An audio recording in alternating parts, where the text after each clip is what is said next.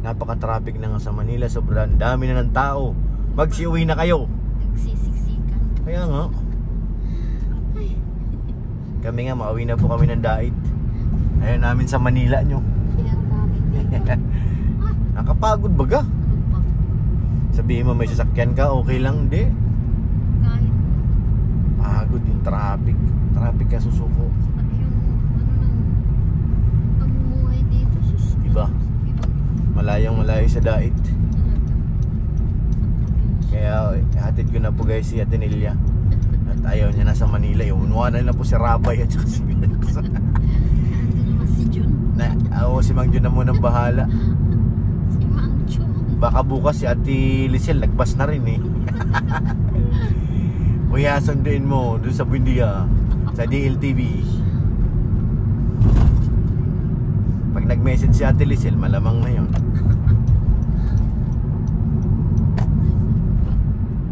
Si Jun, gustong-gusto yun ay kahit saan. Basta gusto niya yung laboy Sus. Gusto niya yung mga ganitong ano eh. Siya talaga ang dapat bagay dyan. Kaso kaya niya bang gampanan yung alaga? Yun lang. Kaya Rabay nga lang ay pinapatulog ko, ako nakakaidlip eh. Yapos-yapos ko siya dumididi. Nakasilip ko, nakapikit na eh. Kala ko matutulog na. Nakaidlip na rin ako. Kaya may tinulak yung kamay, nakagising ako eh. Ay, wag hindi mo yun, yung hinili. Naku, di Inihili ko nga siguro na nakaidlip na ako, nabitawan ko na. Inaano ko nga yung paa niya, dinadapi-dapi para makatulog. Nakakaidlip na ko at antok din ay. Kaya may nagpa-dos-dos na higaan namin eh. Ganun yun.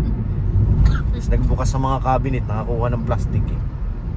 Ginagawang espada eh. Ni Rabay. Tapos hindi ko na-lock yung pinto. Nawawala si Rabay pag silip ko yan, doon na sa may elevator.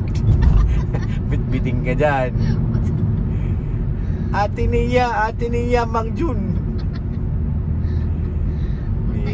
Tatakasan ka ni Rabay. Andun na kasi hindi nilak ni yung pinto ni Tol Jello paglabas niya. Andun na siya sa may elevator, nagkitingala na sa pindutan ng elevator. Malam-alam din naman ay. Grabe pati hindi natatakot. Hindi nga. Wala siya nga. Ate Nia, Mang Jun. Ulit-ulit pa sinasabi. Pasok na tayo sa loob kasi baka damputin ka dyan ng guard. May mga roving guard ba doon? Wala, hindi talaga nagpapatinag eh. Grabe. Kailangan ko pang kargahin eh. Yung mga kasama nga namin doon sa Nancy. Tapos ayaw talaga mag-sus ko. Naka-kinsing balik daw sila sa elevator. Ay, sa escalator.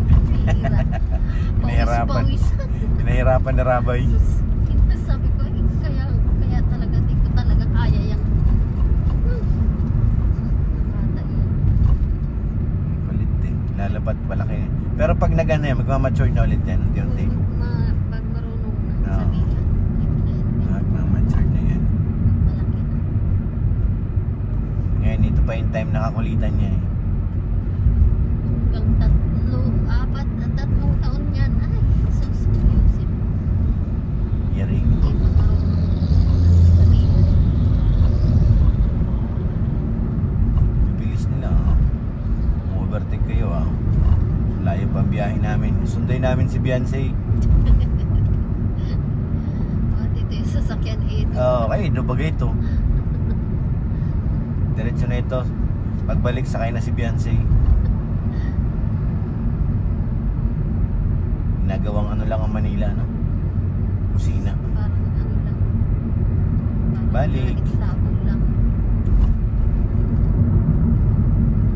Pag may expressway na dyan, madali na yan. Kaso matagal na panahon pa yun, baka hindi natin abutin yun. Napakadali na magbiyahe ng Dait. Hindi na natin naabutan. Hindi na. Sa bagal ng proseso. Sa bagay, yan, private yan. Maaari mapabilis-bilis. Kasi private naman yun, hindi naman parang ganito rin, magbabayad din tayo, may toll gate din. Pero kung government, aray ko. Matik na yan. Wag nang umasa. Ilang taon. Yun Size. ang tulay doon sa Kamambugan. Oo. Ay, doon bagas may ano, sa atin. Oo. Sus, Mariusip. Parang dekada na yun eh. Diba? Ay, wala nang pondo eh. Naghihintay pa ulit ng ano eh. Isang... Parang 2015, 2016, ginagawa na yun. Ginagawa na. Nung naalis ako. Ganun na yun. Samantala ang pondo niyan, isang release lang. Every year baga meron silang ano, pondo. O every 2 years ganun may pondo. Dapat doon pa lang tapos na yun eh. Kaya sa napupunduhan eh sa bulsa. Pupunta ang punto sa Sa mabuting lagayan. ano na ngayon, 2025. Oo, matapos na rin. 2016, 2017 yun. Ilang ano yun? Mahigit isang dekada. Grabe. Nakailang release ng budget kaya yun. Ay, kung every 2 years, ay di ilang ano yun? Aray ko, nagsako ng salapi. Mayaman na yung may kontrata nun. Hindi, iba-iba naman kontraktor doon. Ah, iba-iba. Oo, pag ganyan, iba-iba yan. Kay pinsan naman, kay kumpare. Ayun yan. Ay, ito po. Hindi naman labanan dyan eh. Grabe. Mauwi na po si Ate Nelia, hindi niya kinaya ang Manila. Uwi na po si Ate Nelia ng Daet. Tama na si Jun. Ayun na yung Jun lang. Gusto. Yun ang gustong gusto sa galakan. Sa una lang nga, mapapagod din yun ako.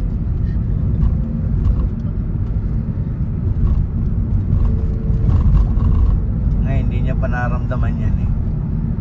Pinag-shopping pala siya ni Eds eh. Oo, binilang dapat siya naman. Kita ko sa vlog ni Eds kanina eh. Upload niya. Binilang din yata ni Hira. T-shirt yan. Kaya pinagsasaing kayo nun ay. Pinagsaing. Kaya pala. Basta kay Edo. Oh, pinag-aanohan niya ngayon pagkain din sa coffee shop eh. Pinag-aanohan niya ng pagkain niya sa Papa Eds. Mga binibigyan siya. Ayan. Gano'n naman yun. Ayun na, malapit na po kami. Mga 2 araw na lang, nasa diet na po.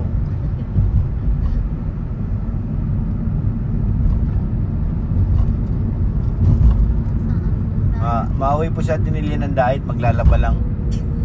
Tapos siya mabalik ulit kami ng Manila. Aray ko. Lawin ng labahan man tinilya. Grabe. Mukhang napamahal ka dun sa washing mo sa...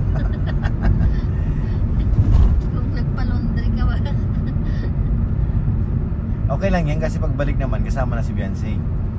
Mas ano, okay lang din yun. Parang umuwi lang para mag-CR.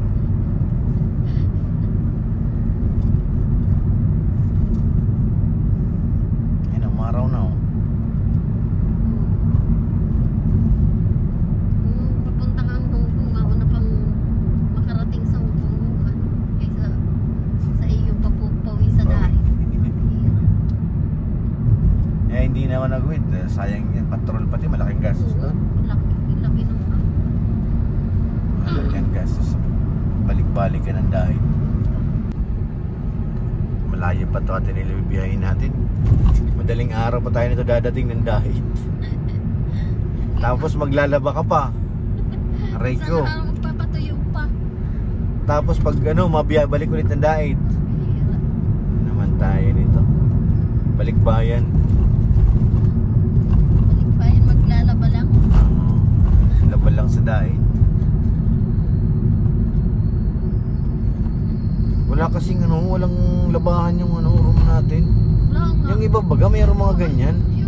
Nung nakaraan, bago kami pumuntang Singapore, Oo, meron. oo, meron. May Washington. Yung iba wala.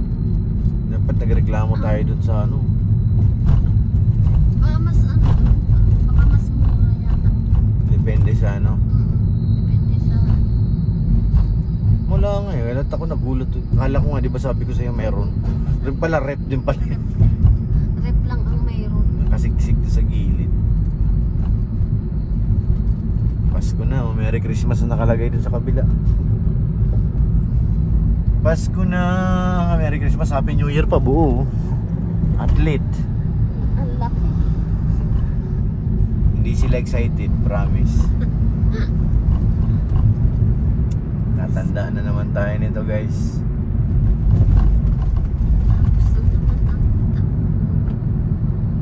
In 3 kilometers, take exit 47 Canlubang toward Mayapa Kilometers Canlubang pa silang Kadri pen. Road. Siya na ba ganyan? Hindi ba? Di ba? Silang pa nakalagay. Silangan, oo, silangan. Sunod pa. Lapit na kami mag-exit. Maano po kami? May skyway papuntang Dait.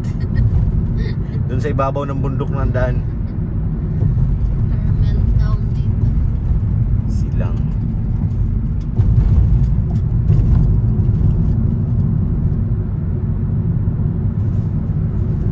Layo din. Pero sakto, halos sakto doon ako sa ano, sa Google Map yung oras. Yung oras. Ang galing ano. So ayan mga kalingap, pauwi na po tayo. Opo, done deal na po. Na-deliver na po natin ang ating pangarga. Ang mga malitang malalaki. At syempre si Ate Nelia. Oo. Uwi na po tayo, pabalik na tayo sa ano, tinutuluyan namin. Si Ate Nelia guys ay nag-uwi lang po sa kanyang anak, hindi po sa Dait ha. Baka magkamali kayo ha. Sa Dait, sa Calamba lang po si Ate Nelia. Hindi po sa Dait. At malayo po pag Dait, kawawa naman tayo. Kaya baka bukas din ng gabi magbalik siya, hindi ko alam. Basta ano, may dalawang malitang malalaki dala si Ate Nelia. Mga damit nila na yun, Rabay at saka ni Jackson. Hindi naman din po makapaglabas si Ate Nelia dito, mahirap ang ano, tsaka mga damit ng mga bata. Kaya mas pinili niyang umuwi muna sa kanyang anak dito sa Calamba. Kaya natid muna natin. So yan, maraming salamat po sa lahat ng mga manonood. Sa mga prank, nakala nyo uwi, shoutout po sa inyo. Umuwi naman talaga, pero sa anak lang, hindi sa Dait. Shoutout po kay Ate Annie, thank you po. Kay Ate, syempre kay Ate Luz, thank you po, shoutout po. At sa Ate Muig, shoutout po. Maraming salamat po sa inyo lahat. Shoutout kay Mr. PH kay Mr. PH at kay Ma'am Jasmine, thank you po. Kay Ate Nancy Velasco, thank you po ate. Maraming salamat po kay Ate Nancy Vasconcillo, thank you po. At sa lahat, maraming salamat and God bless po.